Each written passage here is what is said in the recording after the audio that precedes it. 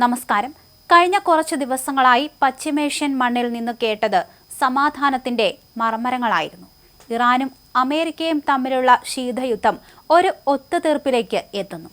ചർച്ചകൾക്ക് കളമൊരുങ്ങുന്നു എന്നെല്ലാമുള്ള വാർത്തകൾക്ക് കാതോർത്ത ലോകം ഞെട്ടിയത് ഒരു അറിയിപ്പോടെയാണ്. ഉടൻ ഇറാൻ വിടുക.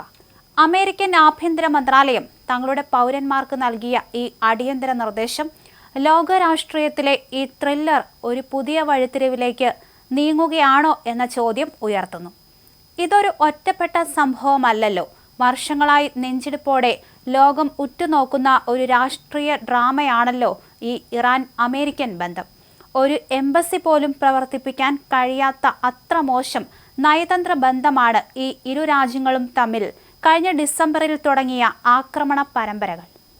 ആരോപണ പ്രത്യാരോപണങ്ങൾ അതൊരു ക്ലൈമാക്സിലേക്ക് എത്തുകയാണോ എന്ന് ഭയന്ന നിമിഷങ്ങളുണ്ടായിരുന്നു. എന്നാൽ അതിനിടയിലാണ് എല്ലാം ഒത്തുതീർപ്പിലെത്തുമെന്നും ചർച്ചകൾക്ക് കളമൊരുങ്ങുമെന്നും റിപ്പോർട്ടുകൾ വന്നത്. അതും ഇന്ന് രാവിലെ ഇന്ത്യൻ സമയം രാവിലെ 11 മണിക്ക് ഒമാനിൽ വെച്ച് ഒരു സമാധാന ചർച്ച നിശ്ചയിച്ചിരുന്നു. പക്ഷേ ആ ചർച്ചകൾ തുടങ്ങും മുൻപേ അമേരിക്കൻ ആഭ്യന്തര മന്ത്രാലയം പൗരന്മാർക്ക് നൽകിയ ഈ മുന്നറിയിപ്പ് ഒരു ട്വിസ്റ്റായി മാറി. ചർച്ചകൾ പാളിയോ എന്ന് സംശയിക്കേണ്ടിയിരിക്കുന്നു. അതോ അമേരിക്കൻ നീക്കം മറ്റൊരു ഗെയിം പ്ലാനിന്റെ ഭാഗമാണോ? അമേരിക്കൻ പ്രസിഡന്റ് ട്രംപിന്റെ പഴയൊരു മുന്നറിയിപ്പ് ഈ സാഹചര്യത്തിൽ ഓർമ്മ വരുന്നുണ്ട്. ചർച്ച പൊളിഞ്ഞാൽ ഇറാനിയൻ പരമോന്നത നേതാവ് അലി ഖമേനി ദുഃഖിക്കേണ്ടി വരും.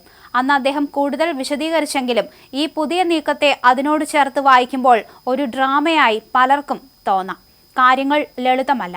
അമേരിക്ക ഇറാൻ ആണവ പദ്ധതി പൂർണ്ണമായും നിർത്തണം. ഇറാനോ ഉപരോധം നീക്കിയാൽ മാത്രമേ ഭാഗികമായെങ്കിലും അതിനെക്കുറിച്ച് ചിന്തിക്കുക പോലും ചെയ്യൂ എന്ന്. ഈ തർക്കം നിലനിൽക്കെയാണ് ഒമാനിൽ ചർച്ചകൾ നടന്നത്.